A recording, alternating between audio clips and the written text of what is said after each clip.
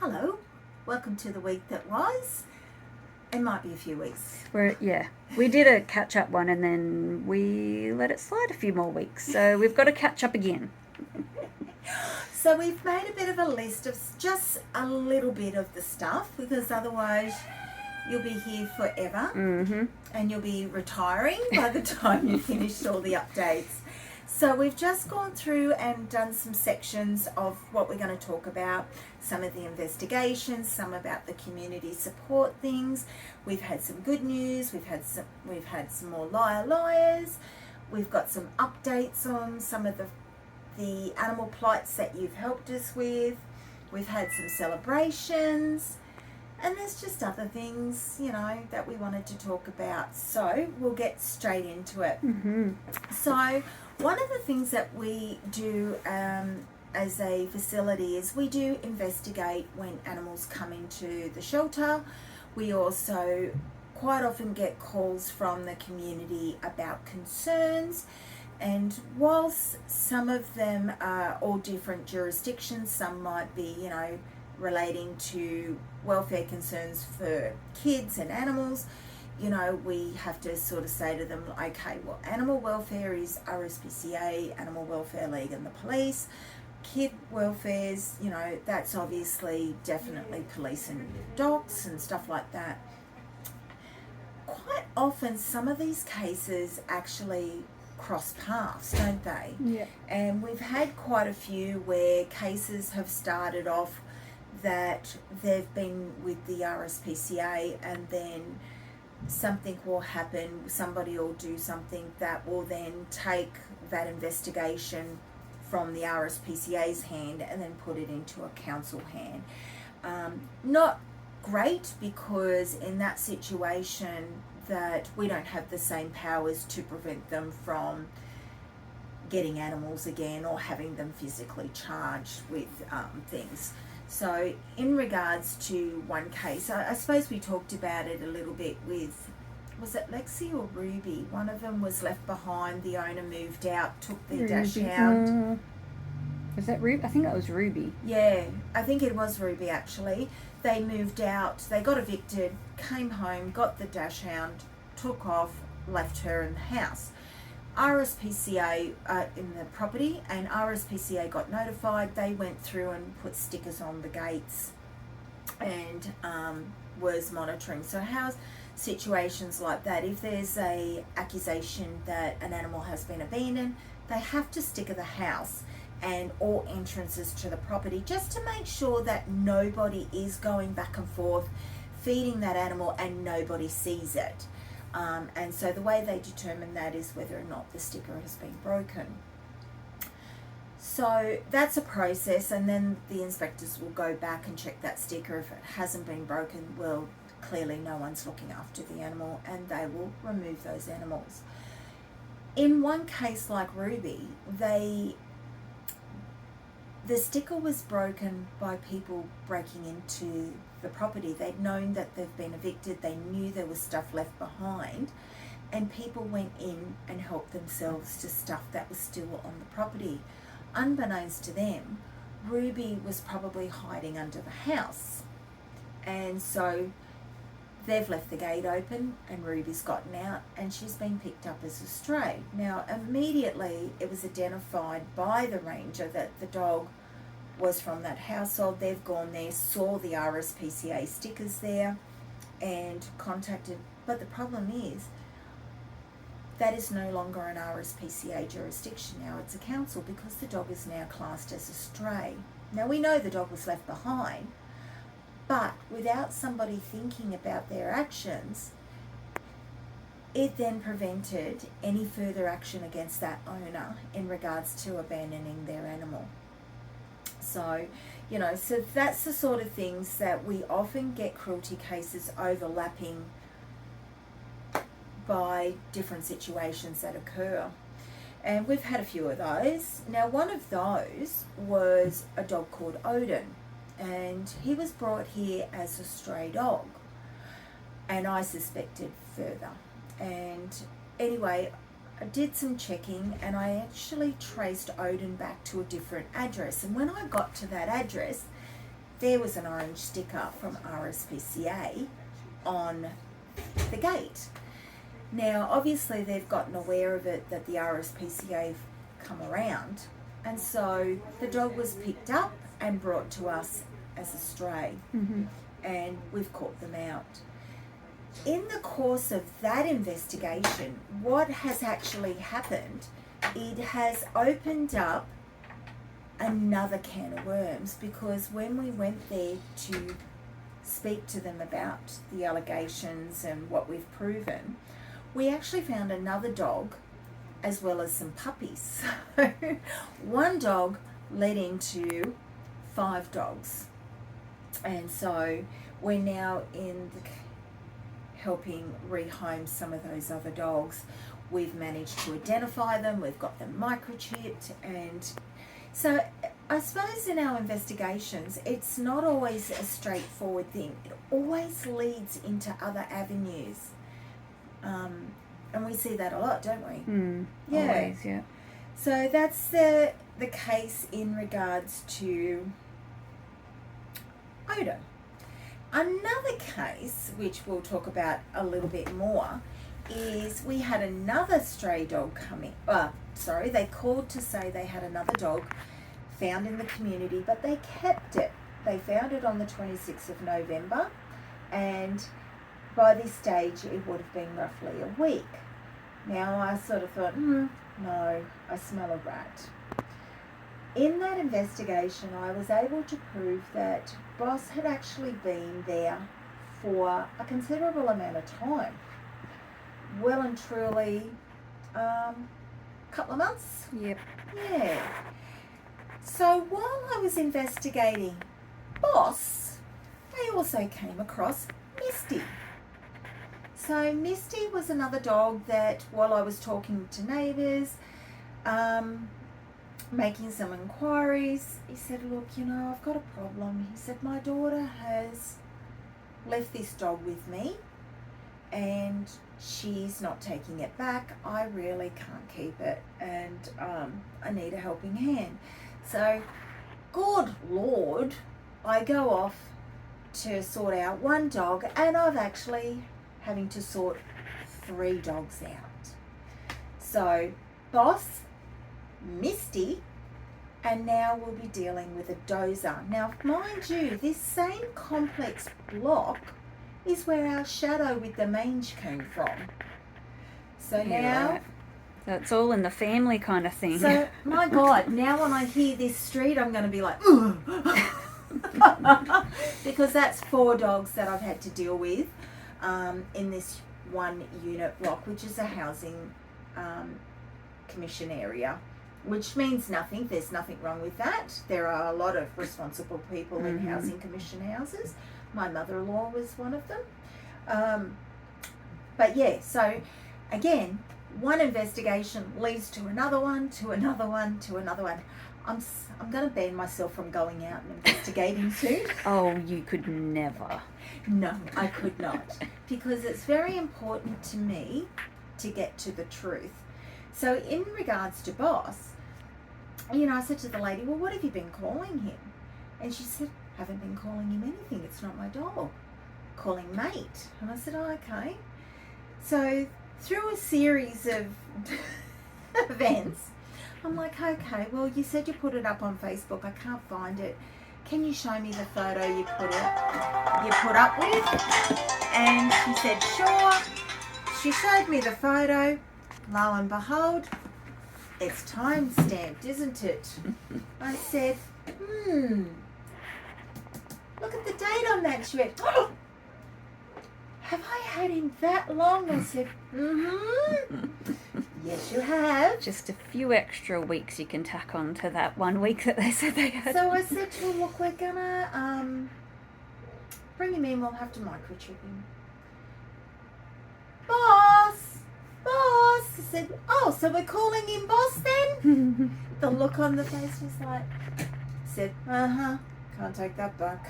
So we're just going to pause for a second because I The just had coffee van's pulled up. coffee van. We have to stop for a coffee. It won't be a second, guys.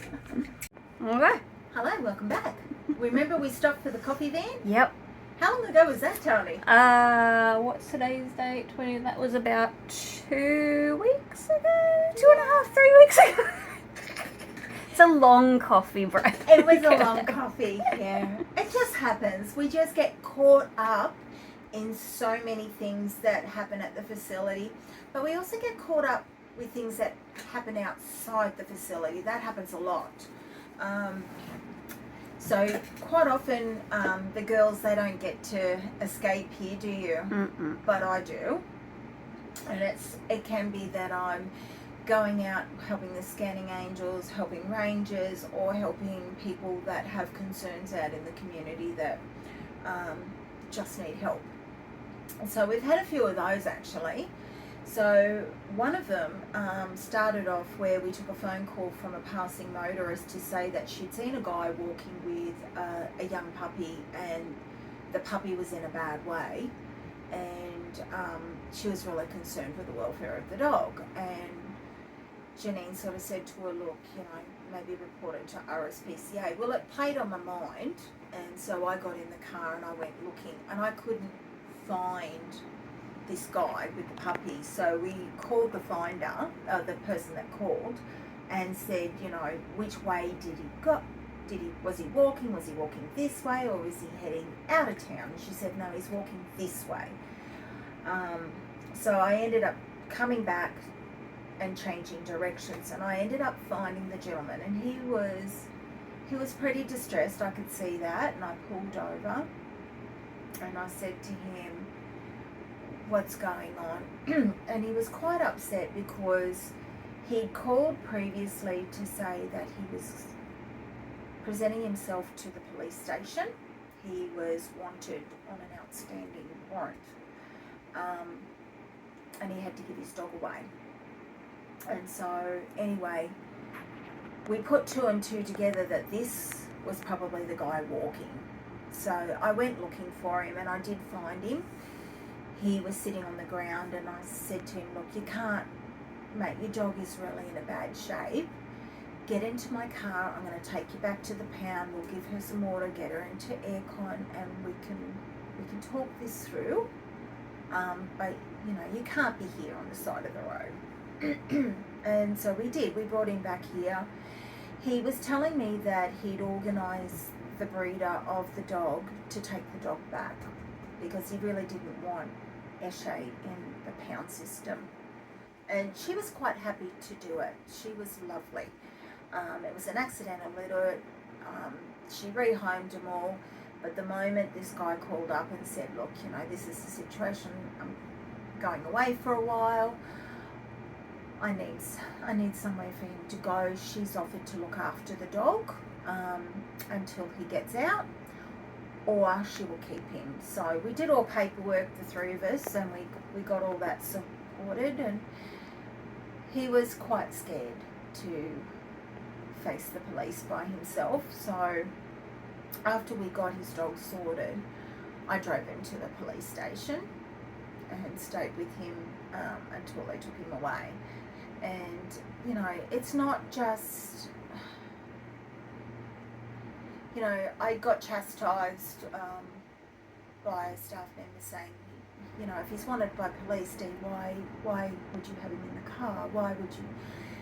Part and parcel of our job here is we breed people.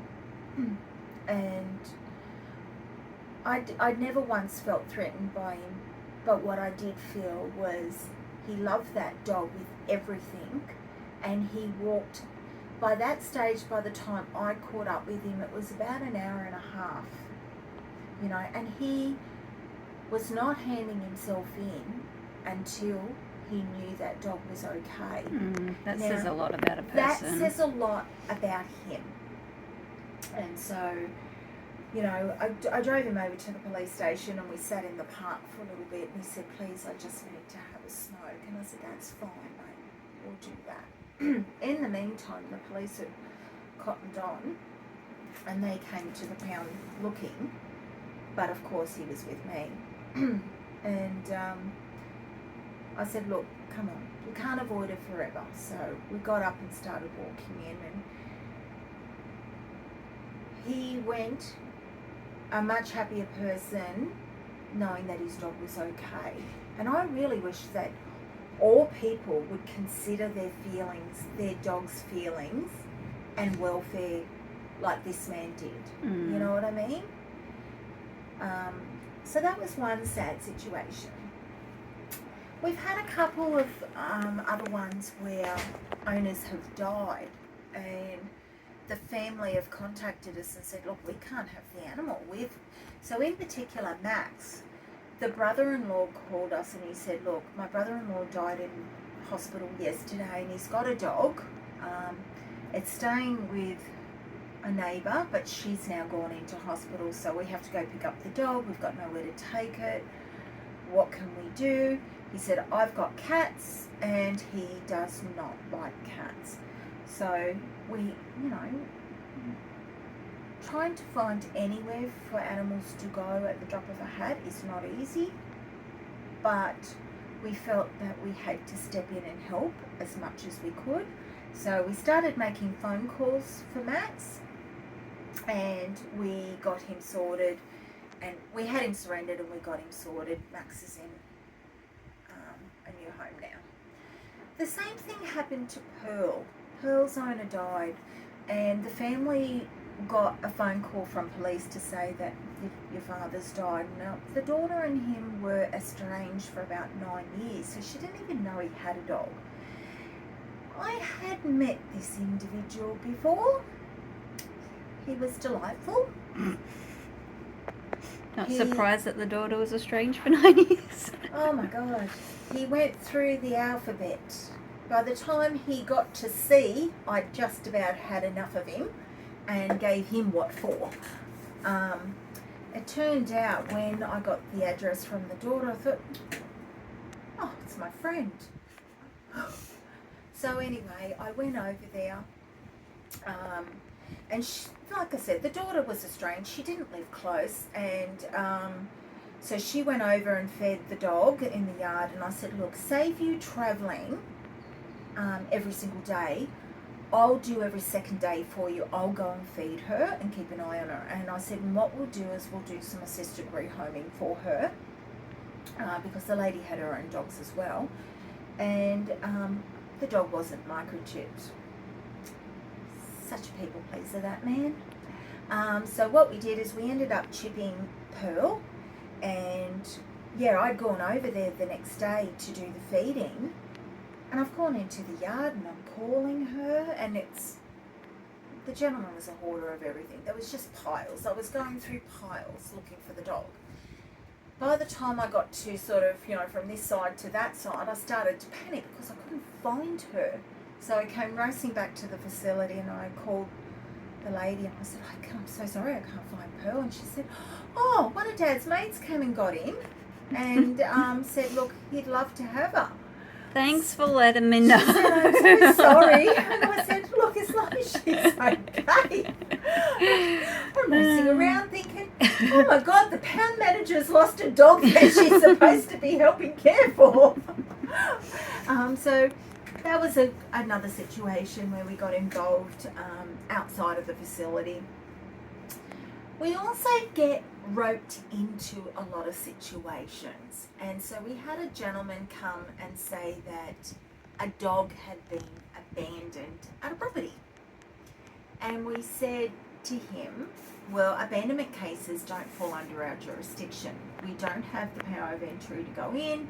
We don't have any powers to prosecute them. So what you need to do is report the matter to RSPCA. And I said, you need to do that now, sir, because I said they will go and put a sticker on the property, and if that sticker's not broken in 24 hours, they know that no one's caring for that dog. So I scanned the dog and got a microchip, and the gentleman said, look, I'll go to RSPCA. Funny thing. Was it chipped to him? No. But when I got his name before he left and his phone number, and I looked at the chip and I thought, right. So I rang him up and I said, sir, the dog that's been abandoned. He said, yes. He said, can you take it? I said, no, sir. why don't you just ask your son to come and get his dog? He said, oh. I said, yes, sir, you've been caught out. He said, look, they've had a marriage split. She's taken off, left the dog. My son's coming up to live with us, and we can't take this one. We're going to take his other ones, but not this one. I said, well, sir, you can't do that. You can't give the dog away if you can't sign it away. So anyway, and it was also in the daughter-in-law's name. The son was listed as a secretary, but I've met the son before. He's come here and got the dog once before. And I said, it's not even your dog. It's your daughter-in-law's and your son's dog. So anyway, I ended up ringing her and saying to her, look, you know, have you given your dog away? And she said, no, they won't give me my dog. And I said, well, look, I've had someone trying to say that the dog's been abandoned. She said, can you help me get my dog back, please? I said, no problem. So I rang the gentleman up. I said, look, you need to bring the dog to me. And while I'm talking to her, she said, they've got my other dog. Now, that's the dog that they did want to take away. And they weren't just staying in the area. They were moving right away. And she said, please, can you please get my other dog back? So I rang the gentleman. I said, you need to bring the dogs in. Sorry, I've gone too far. So while he was at RSPCA, I got him to come back with the first dog. And, yep, he was happy. He left, called her. She come and got the dog. She said, where's the other dog? And I said, I didn't know there was another dog. Anyway, I called him and I said, look, she's just reported the dog stolen. You need to bring it. He said, but we're going to take this one with us. I said, no, so you can't. It's reported stolen. A police report is being done as we speak. You need to hand back the dog. So again, he had to come back with the second dog, and obviously things were quite volatile. So I said to the lady, look, I don't want you at the facility when he comes. We'll take the dog, you can come and get it later. Anyway, so that's what we ended up having to do. It just got so messy. False allegations, you know, false stories, wanting to keep one, wanting to dump one. It was just... They're not even his dogs anyway, so he can't just keep other people's dogs. I know.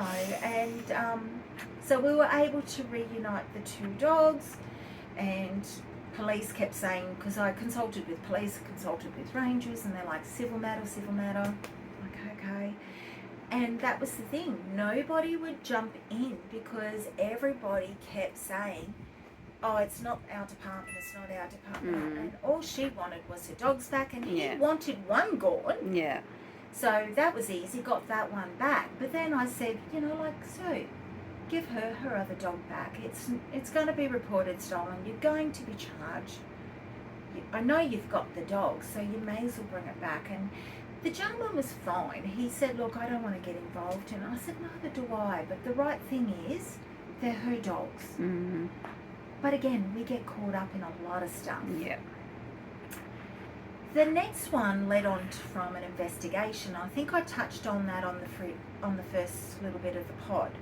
Was that, you know, going to investigate a stray dog called Boss, and it led to, you know, another dog being found, Misty, that had been dumped on her father by a daughter, and yep, Dad can keep the dog. The thing is, he's already raising the grandchild by himself. He's already doing it tough, and now he's got a dog.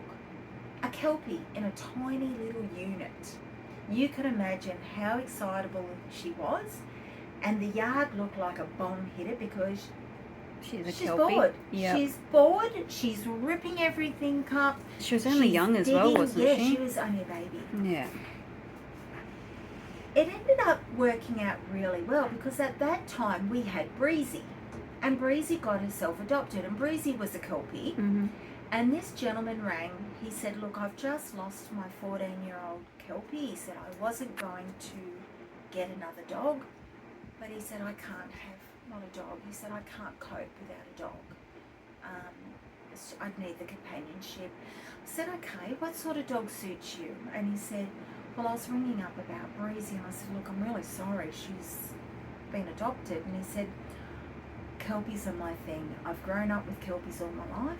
He said, could you keep an eye out for a Kelpie? And I said, well, sir, let me send you a photo.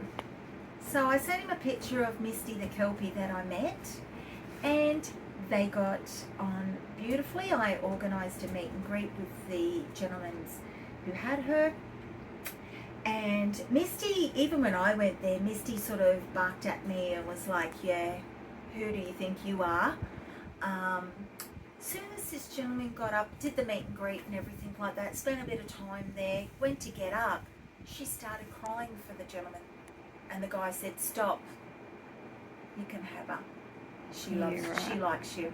I mean, how can you say no to that? Yeah. So the next day, he went back to get her, and I was back out at the same units doing another investigation and sorting out problems, and I ran into them doing the handover. So we've got a photo of that, and the gentleman said to me, I cannot believe that you helped me. And of course, we also got boss sorted for that. There was 3 in the units. Now recently, that third person rings us up, calls me and Janine the C words. I've got it actually on a text in case I forget what she called me. Oh, you help everybody else out here, but you won't help me, you effing C. I'm like, such positive attitude. And that's definitely the attitude to get, to have people help you, isn't it? It is, yeah. And so, yeah, she sent me a text just to remind me that I was that. And I was like, thank you. Thank you so much. Mind you, we've still been trying to help in that situation, but it got rather complicated. Again, the woman maintained that the dog was abandoned. Now, since learned, there's an AVO in place, and that dog cannot be rehomed because it's part of the gentleman's possessions. So the lady rings us up, abuses me and Janine, calls us everything under the sun, says, right, well, if you won't come and get the thing, I'm just going to let it go. So, you know, then I reached out to police, and police said, hang on a sec, Dee, that dog's covered under an AVO. Tell her that if anything happens to that dog, she'll be before the docks before Christmas. So, of course, I was even more popular when I had to convey the message from the police, but it turned out later on she marched into the police station to talk to them about it, and she told them that it was her dog and she'll do what she likes, but she was soon reminded that it's not her dog. Mm-hmm. It's not chipped to you, and if anything happens to the dog, you will be held liable. She said, well, I won't feed it then. And they said, well, that'll be a cruelty case against you. So these are the type of things that we get all the time. Now, all day, every day. Yeah, pretty much. I mean, let's face it, we have a segment called Liar Liar, and that's about the ones that we catch dumping dogs. But every day we are trying to get to the truth when people tell us, oh, look, I just need to rehome the dog because I work too much and it's not fair for the dog. No, the dog's killed the neighbour's dog and they're hoping that they can offload the dog before the rangers get involved, or, you know, it's bitten their child, or, you know, something, or it's got medical issues and stuff like that. Nobody ever tells the truth. They tell you what they want you to know. So part and parcel of what we do is have to get to the truth all the time, don't we? Yeah. Yeah. Then we get a phone call. Here's another community thing where we've got to race out to the community. Now we're helping a hoarding house. It's a joint operation between Helping Hearts Animal Rescue, RSPCA, and myself.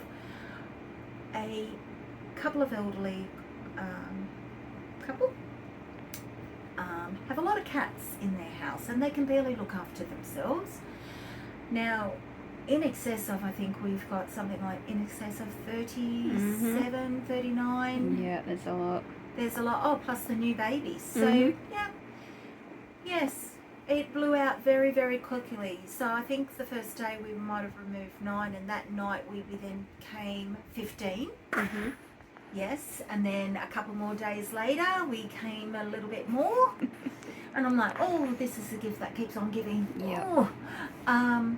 So anyway, we've been working with this household, and so have the other rescues, and RSPCA have been great. They've been trying to de-sex the animals and also rehome as well. And so then the lady calls me and she said, I've got some more kittens for you. And I said, no, I've got enough, thanks. She said, no, they've just been born and they're all in a ball. And I said, what do you mean they're all in a ball? She said, they're in a ball, they can't feed off the mum. I said, when were they born? She said, oh, just today.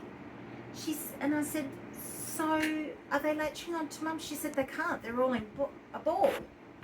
And I said, okay. I said, look, I'm just tied up in a meeting at the moment, but you better call the guys over at RSPCA and call the other rescues, see if anybody can get out there to help you. No one could help. In fact, I got the phone calls back from those other places to say, hey, can you go and help? So fly over to 2 suburbs over, and yes, we have some little babies. All their umbilical cords got twisted together, and I sat there trimming all the umbilical cords so that we could get them onto mum. That launched at my face. Nice. Yes, she's not friendly. Just her way to say thanks. The lady said to me, just be careful, she's very selective.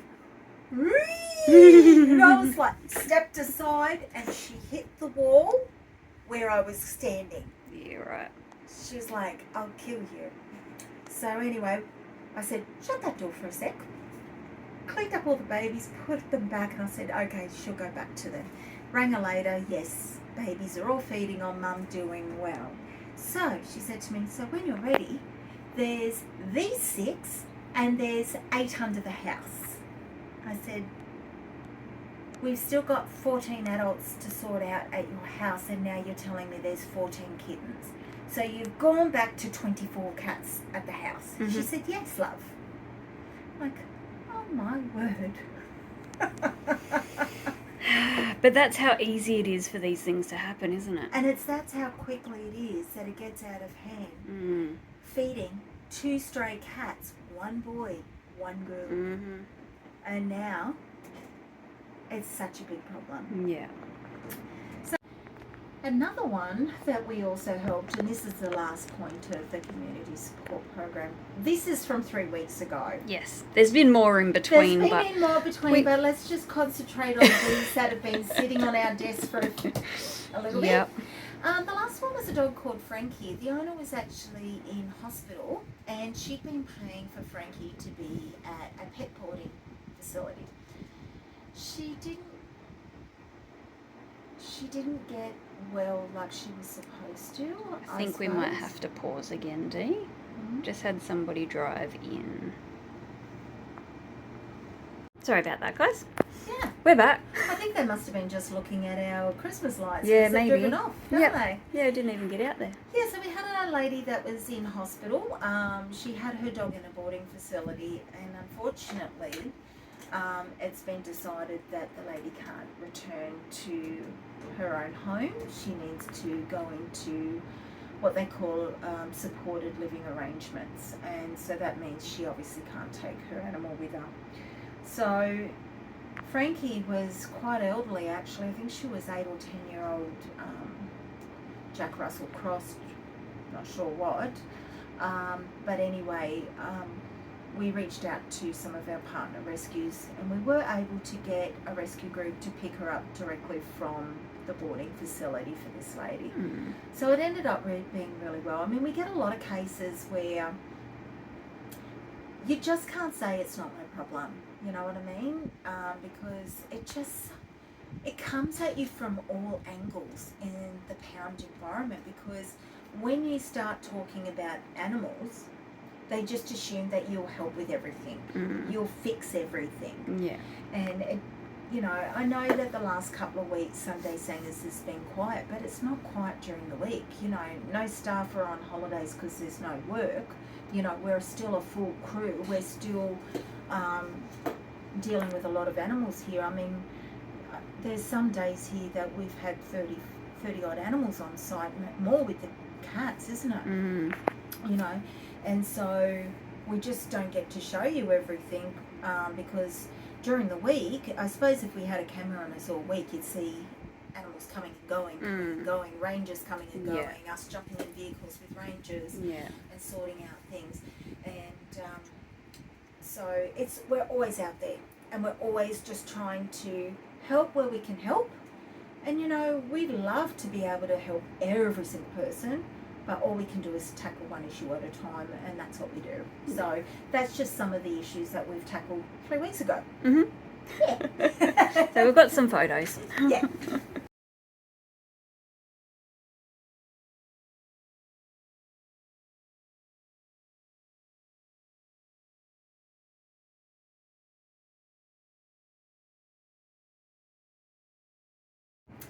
We had a bit of a good news story 3 weeks ago, didn't we? We did. Almost forgot it. I was looking through my phone, I'm like, what is this photo? Oh, yeah! So we had was it a lady or a man that came in with the cat? Oh, I don't remember now. I think it was a lady.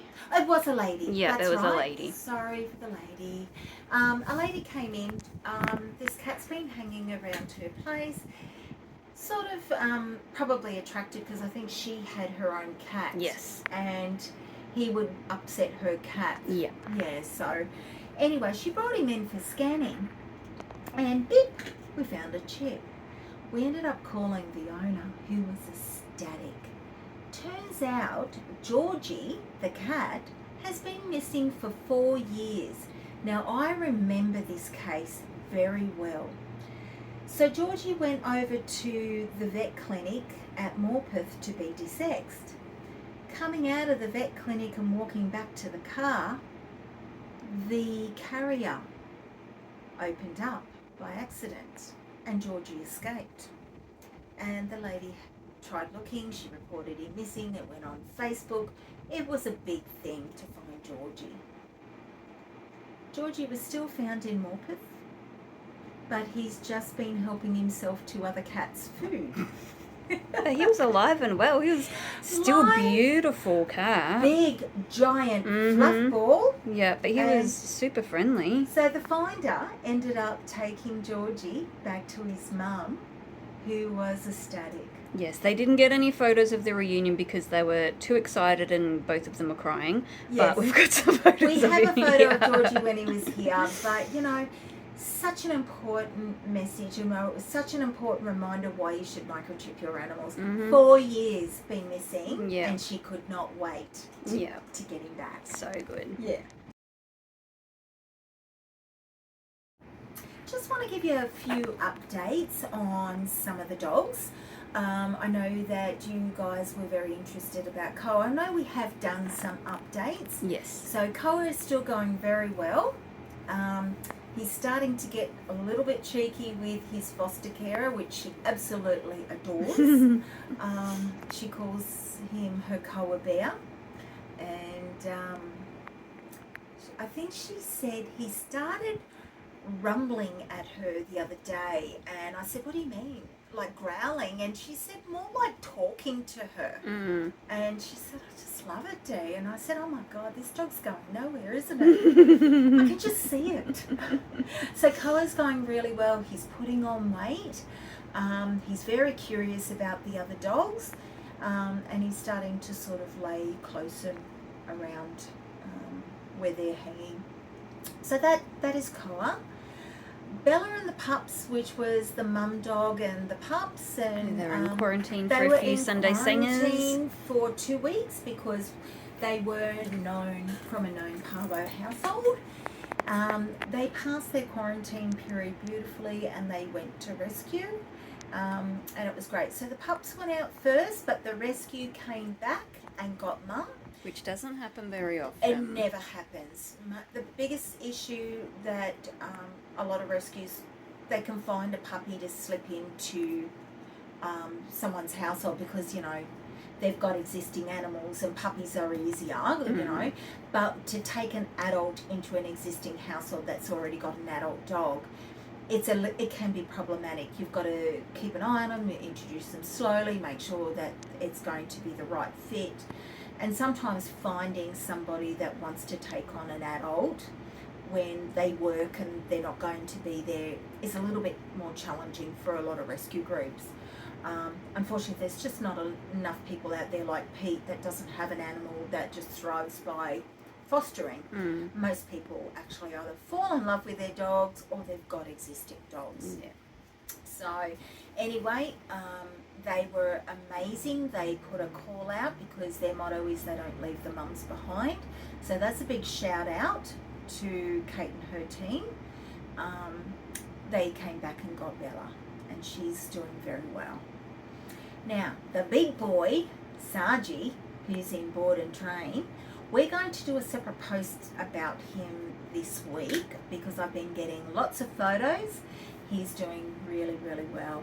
They've told me he's a real ladies' man. Of course he is. I know. I fell in love with that dog. I think you fell in love with that dog, and I know Don did. But he's been going very well. So he's now integrating with boys and girl dogs, big and small. So good. Yeah. So, and he's also interacting with strangers now. So he's doing really well. He's actually thriving, and that's a big kudos to everybody that helped us, and by sharing the posts, by helping raise money to put him into that board and train. You know, when you look at animals, I understand that a lot of people can't afford to do things out of the box for their animals, but I believe that you should always ask. You should always try. If you can't do it yourself, you should ask. And you know, we do. We always ask you guys, hey, can you help this animal? Because I don't know. You look at Miss Poppy, $400 for euthanasia, $1,100 for surgery. You know, I get it. There's a $700 thing now. You know, but you just ask. Yeah. You just, you know what? I'd ring up friends and family, and I would say, look, we need help. My dog needs surgery. She's been injured. I'm sure that people would say, I'll give you 50, I'll give you 100. You know, you get there. We do it. We get little amounts, we get big amounts. We always get there. Yeah. You know, because we ask. Yeah.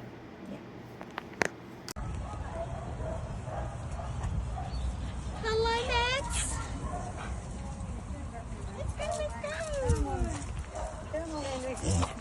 Oh, Henry, your nose is going to get you into trouble. Isn't it always? Well, nah.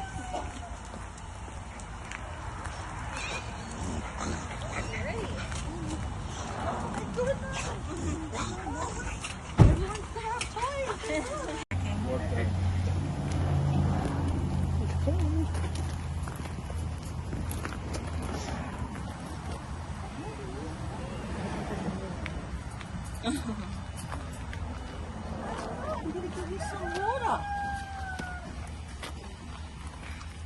Look at their worried faces. It's like, what's happening with us? Getting out of here. Okay, let's just have a little... Oh, no bumpies. Oh, little ones.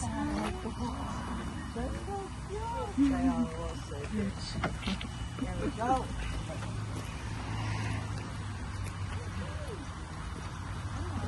What breed are they? They're just Staffy Cross. Well, it was a little bit more than 3 weeks ago, I think. Almost 4 weeks It's ago. almost 4 in 4 days. Oh, someone's looking at our Christmas lights. We get that all the time. Yep. We had a celebration last month.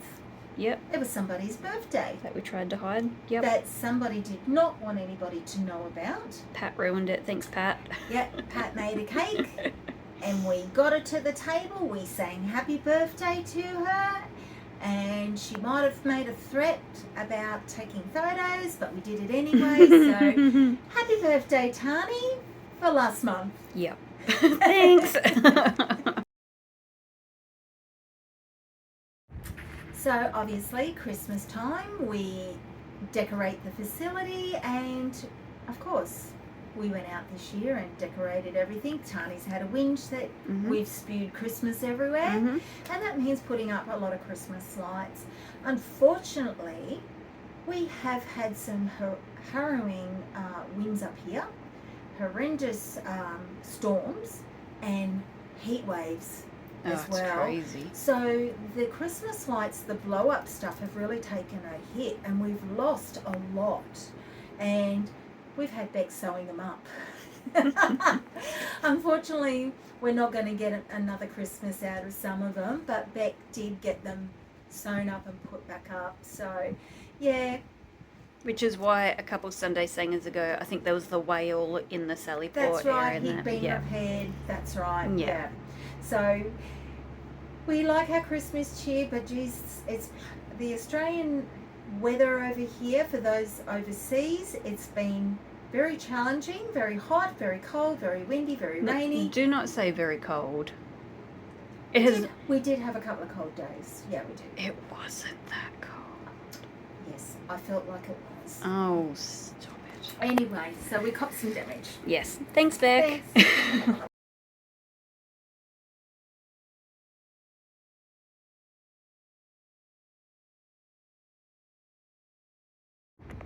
I'd like to sort of have this segment about some thank yous. We really do get spoilt by you guys, and that can be that somebody will drop in and make us some biscuits, make us some cake, bring some flowers. I mean, Christy brought me flowers and cakes. Pat tries to be a little bit more difficult. She either makes me a delicious cake or she gives me a hard jigsaw to work out. So recently, Pat has given me a jigsaw that is a whole dog's pooping. And I said, thank you, Pat. I really appreciate that. And it was actually quite hard to do it because they were all squatting. They were all mumbled in together with each other. And I thought, oh my God. But I did it because I wasn't letting Pat get to me. So anyway, thank you so much, Pat. You know, things from donations from our plights to our Freedom Busters to the Sunday Sangers to dog treats, you know, all that you guys do for us just to help the animals is amazing. It's very lovely that you find a community that has the same goals as you, and that is to support the animals. You know, we all see them as family, we all see them as a living, breathing being that feels pain, feels emotions, gets sadness, everything like that. I mean, gosh, you know, movies have been created of animals waiting by the train station forever for their owner to come back, and, you know, or one dog going into a cemetery to sleep on his owner's grave, and every night they lock him into the gravesite, and every day he goes home to the family, but he always has to sleep with his owner. You know, they're such loyal animals. Animals are so loyal that it's just a shame that people don't see what we see. But, you know, the fact that we've got a whole community support from you guys that do think that way is really lovely, and we just want to say thank you for that. The last thank yous that I would like to say come down to our volunteers. Volunteers play such a big aspect for us, don't they? Yeah. I mean, we have Beck that comes in, she does her grooming, her sewing, she makes things for the dogs, she washes them. You know, little Miss Poppy, she ran to the vet for us, took her straight to a vet when she started bleeding, you know. And then you've got other volunteers. You've got Pat and Sue that come in every day to work with our cats. You know, socialise them, play with them. You know, they're not just stuck in a cage all day long. You go up there, the screen door will be locked, guaranteed. They've got 10 cats running around, and they're playing balls and stuff like that. They're feeding them treats, and they're sitting there with the scared ones, that, you know, some of these cats from that hoarding house that I talked about, they are semi-feral, and these ladies will not give up on those because they're desperate to turn them around to get them into homes instead of having to de-sex them and put them back, or having them sit in an enclosure for 3 years like what we did with Sassy and all those, you know what I mean? These ladies work tirelessly to try and get them into a home, to get them to trust us. Now look at Polly. Polly is a one-person cat. She's my cat. Even Pat can't feed her every single day. And everybody loves Pat. Everybody loves Pat, but Polly won't give her the time of day. She won't give anybody the time of day. But I get head bumps. I get cuddles with her. And, you know, I didn't give up on Polly even when she was sick. And it would have been so easy to say, feral cat, sick, euthanasia. No. I scruffed her. I put things in her mouth to keep her mouth open from biting me, and I hand-fed that cat because she'd lost her appetite, she would not eat. I had to get the syringe in, I couldn't, you know. The vet said to me, you just got to try and get some fluid into her. Easier said than done with a feral cat. But I wasn't giving up on her. And I think that was the turning point for Polly, that when she got weaker and weaker and she dropped weight and we thought she would die that night, Leanne and I thought we'd lose her. She came out the other side, and I think she remembered how much I fought for her. You know. Now Don and I just cut her nails yesterday, and it was not traumatic like it normally is. It was just like, okay, just do it. So, you know, it's just perseverance, and we've got ladies here that just keep persevering, don't they? Yep. Even 3 years on, Pap still went and sat with Destiny, didn't she? Well, she was still And having Sassy. breakthroughs right until the end, so... 100%. But our volunteers are very, very precious. I mean, we've got Jan, who's just come on board. And Jan is also one of our adoption parents, isn't she? She adopted Sandy and her baby, which is now Rizzo and... No, Sandy and Minnie. Sandy and Minnie, yes. yeah. But, no, Sandy's been called Rizzo now. Really? Yeah. The Grease theme. No, because Rizzo was the baby, so it Oh, was Sandy Rizzo, and Rizzo. Yeah, that's right. Now it's Sandy and now it's Sandy and Minnie. Yes, and she also took our Moby Duck. Yes, she did. So Jan has now come on board, and she does some beautiful stuff. She's very crafty, Jan. She makes a lot of picture frames that she sold a huge amount of Christmas frames. I think we've even got one on our door. Oh, like the wreaths, you mean? The wreaths. Yep. And she's done frames. So, we've got this one that's on our door. She made things like that. She's she also got the does picture frame. She also does the succulents. Isn't it? Oh, yeah, we can't see because the doors are closed because of the aircon, but yeah. Jan goes out of her way and does a lot of crafts. She makes stands for market days. Now, the girls have been amazing. They've been going, we're going back into Yeah, it's going to aircon. say it's way too hot and I'm standing in the sun. Yeah. So, you know, for the last few months, we've now had a stall at the Maitland markets. And it's been Beck, Sarah, Jan, Pat, I think Pete's gone to some, I think Mary O'Reilly's gone to some. And it's just, you know, these volunteers that give up their day. I mean, usually we're stuck at the facility because that's our busiest time is weekends. And of course, that's when the markets is. These ladies just come and pick everything up at 6 o'clock in the morning, go set up, and they stay there all day. Yeah, they're amazing. Just raising money for us so that we can keep doing what we're doing. So thank you so much, girls. We really appreciate it. And of course, Pete. And then you've got Pete, who takes out our dogs that are not coping in the facility. He takes them to Bunnings, he socialises them, he takes them walking with his neighbours' dogs. You know, we'd be lost without our volunteers. Absolutely. So thank you so much, guys. We really appreciate each and every one of you. So, I feel like we need a naughty segment. I feel like you're setting me up. I feel like I am too. So You do realise I can just stop recording, right? No, you can't. No, you can't. So, my poor Polly, like I said, don't write animals off. Poor Polly, my butt. Polly has become part of the working team. She has No, stepped she up. has not. Yes, she has. She took over from where Grumpy's was. Remember? Except Grumpy's loved everybody. Grumpy's Although he had- tried eating everybody, but we... But he was good. This is where what I miss about Grumpy's, besides everything else.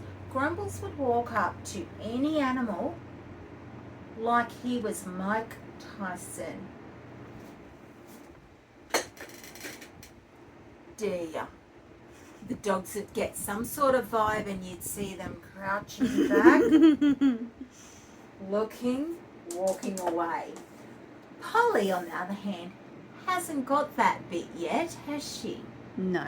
No. Although in saying that, Grumbles did latch onto Bruce's throat that time. he poor- was hanging Poor on. giant Roddy screaming because a cat's attached to him. And he was, He was attached to the neck. We're like, oh my God, get the cat off him. But Bruce was fine.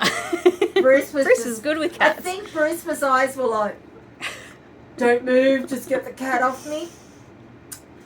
But Polly, Yeah, we do use her for dog testing. we do that for dog testing. So Tani takes over the animals, gets them to say hello to Miss Polly. Somebody has underestimated Her reach. somebody's reach. Well, normally she just sits there like hissing at them, and so sometimes the dogs don't see that she's there. So I have to be like, "Oi, look, there's a cat in there," and then sometimes you have to like give them a little push towards. And that what cat. happened? Polly reached out 2.5 times what she usually reaches and made contact with little Boss's face and slapped him on the face. And what did Boss do? He cried He and cried ran away. and nuzzled his head into my lap until we moved him away. I'm sorry, buddy. So naughty Tani. Yeah, that's fair.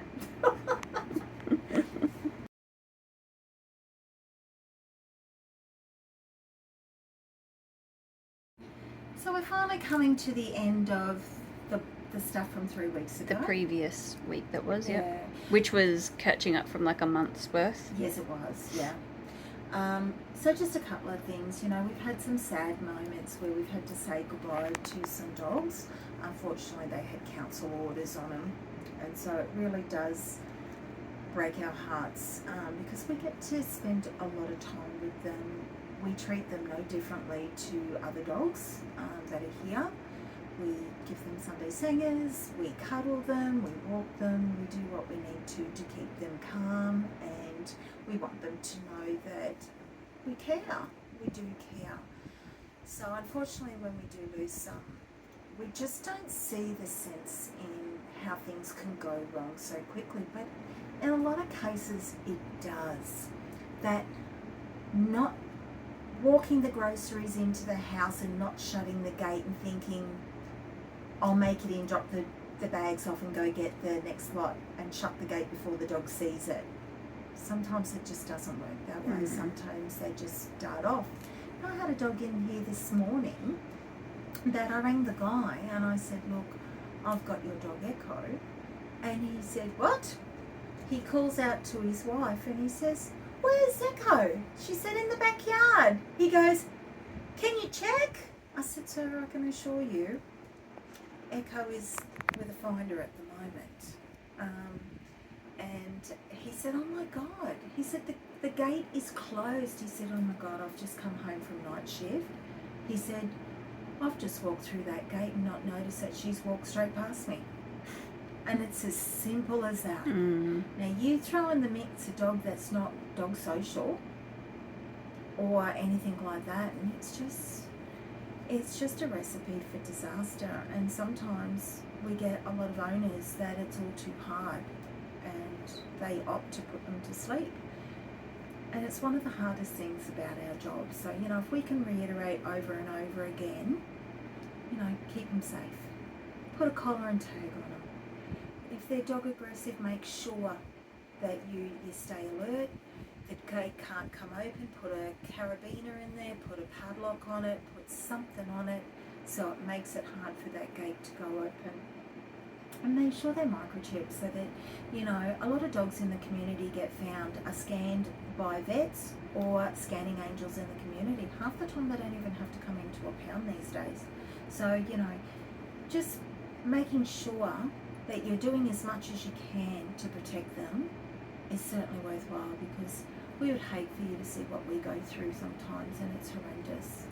And I'll never forget them. I never do. We're always with them to the end. I will never let an animal go by themselves. But it does break out. And it breaks me that it's my face that they see when they're going. So, you know, we're coming up to some crazy season with fireworks. I just want you guys to make sure they don't get out. Fireworks scare the bejesus out of them, and they're runners. Now, last Christmas with fireworks, a lot of animals lost their lives. They ran directly into oncoming traffic. So please, guys, please protect your babies. Put those collars and tags on. Secure those yards. Also, we're in hot weather where we are. I don't know what the weather's like where you are. Just make sure that they've got plenty of cool water, it's out of the shade, and that they've got shade. And if you've got those dogs that really have to be in air conditioning, get them inside, get them where it's cool, even if it's a fan. What we do here for the guys in the kennels, we wash their towels. We don't put them in the dryer. While they're wet, come out of the thing, we put them into our freezer and we make cooling mats out of them.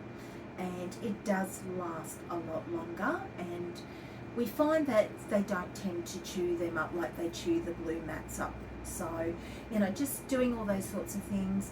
Obviously with Christmas we're going to have a lot of food around that is quite toxic to them as well. So just know what they can and can't eat. Your different types of fruits like grapes and, you know, things like coffee and mushrooms, chocolates, all that sort of stuff. Your alcohol, all that sort of stuff needs to be. I got this thing from the emergency centre, you know, and it's alcohol, avocado, chocolates, coffee, grapes, raisins, another big one. Your nuts. Yeast, mushrooms, onion, garlic, obviously tobacco, but you know, these are the kind of things that are toxic. You've also got your toxic plants where people give you the poinsettias. They're very toxic to dogs. And recently somebody dropped in some lilies to me. And the first thing I did is I had it in a vase, and then I realised polyrhomes. So I had to put those out of where she is so that she doesn't get to them, you know. So it's just being aware of those things. And you know, our animals are so quick, they just get into mischief so bloody quick. And you know, there'd be nothing worse than going to a vet or an emergency centre with them at any time of the year. Yeah. We see a lot of animals being abandoned at this time of the year. People moving out, people taking off, people going away on holidays and leaving their animals. If you see that, speak up, call your cruelty lines, report it.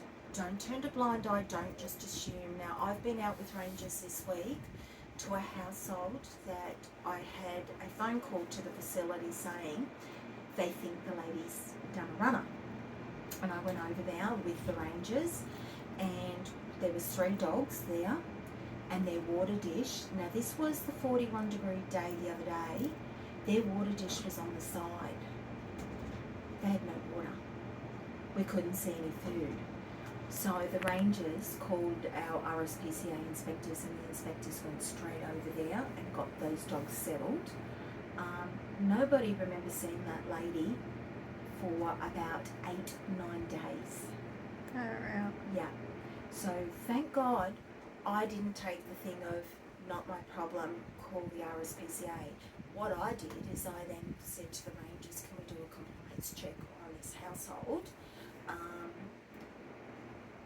We believe there could be a runner.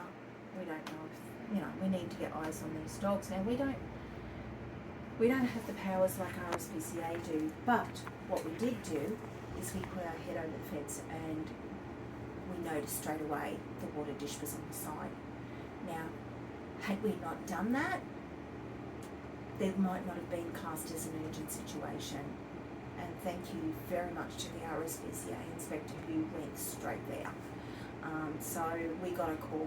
I got a text from the head ranger to say RSPCA are on site now. So, don't turn a blind eye. If it feels wrong or you think it's wrong, make the phone call just in case, because they rely on you to do that. Yeah. Now, there's situations that people don't want to get involved because those people might be nasty. You can report anonymously, absolutely. Just do it. Ring up, make the phone call. Somebody, we're not asking you to go there and deal with it. Somebody else will deal with it. Mm-hmm. So anyway, that's about us this time of the year. This probably will be our last video for this week because I'm going down to be with my girlfriend whose husband's very ill. So I would love to say a very big thank you to everybody. It's been a very challenging year. There's been a lot of ups, been a lot of lows, but we've got through it always with your support. And I don't think we could be any prouder to have you guys as our supporters. Mm-hmm. I mean, we start to get to know you. I mean, Diane rings. Every time we do a Freedom Buster, I now know Diane's number. She donates $10 on every Freedom Buster, every single one of them. And now I can answer the phone. Hi, Diane. Same as Trish when Trish calls. Mm-hmm. And, I can go into the shopping centre and someone will always say to me, are you Dee from the Pound? And I say, yeah. And she goes, I follow you. And it's just, it's those words of, encouragement. They'll say to me, you do a great job. John and I have been at ordering lunch in a cafe and a lady's pushed through us and we're thinking, rude! No, she put the money on the thing and paid for our lunch. And it's not about that sort of stuff. It's about the fact that we know we're not alone in this. Yeah. That you're following a channel because you believe in us and you want to be part of that. You want to share our stories. You want to prop us up on those bad days. I mean, there's days that I've thought, I can't do it anymore. I just can't, And you've seen me broken before, and I've seen you broken. But we always prop each other up, and we keep going because it's bigger than us, isn't it? Yeah. Yeah. But we're so grateful to have you all guys behind us and just following us and telling us your stories. And the other day I was reading the comments from our last Sunday singers and I thought I'm just gonna, before I get into my work, I'm just gonna sit here and have my coffee and I'm just gonna read the comment. And somebody commented on the YouTube video, my coffee hit my screen. And it just set the tone for the day. I was just smiling while I'm hyping up my coffee. But, it's just those little things that you guys do that help us. Whether or not it's helping donate, whether or not it's sharing our posts, offering your opinion, offering your experience, You know, Even completely random, we've had some donations of gluten-free treats so that I can have them too. So thank you very much for that. you know, those sort of things just remind us that we're not alone. That Mhm. you're thinking about us yeah, as well as our animals, and we know that if we've got a case like Miss Poppy, where we're not, $1,200. Oh my God! On top of Squeak's $1,700. Can we do it? Here I'm thinking, okay, how are we going to do this? But then I think, let's just do it. I'm not going to sit there and play Russian roulette with her life. We'll make it happen. mm. And you know what? It's never me that makes it happen. It's always you guys that make it happen. Because you guys just think, I'll put $20 in. Let's get her sorted. Let's get her thing. And why should that dog die? yeah, And it's that sort of attitude and that sort of support, and that's the thing that props us up, because I know some days with being abused all the time, because we cop a lot of abuse here, don't we, Mhm. Tony? Some days you just think, I just need to go home. I just need to go home. But we always come back the next day, and that's Yeah. because we love what we do. So thank you so much, guys. We hope that you guys have a magical Christmas. We hope that you are going to have some much needed time off. We hope that you're going to stay safe and actually do something for you. Take that time for you, because it's not only us that does things tough these times. Everybody's doing it tough, Yeah. aren't they? Yeah, absolutely. Yeah. So we're thinking of you, and we hope to speak to you in the new year. Bye for now.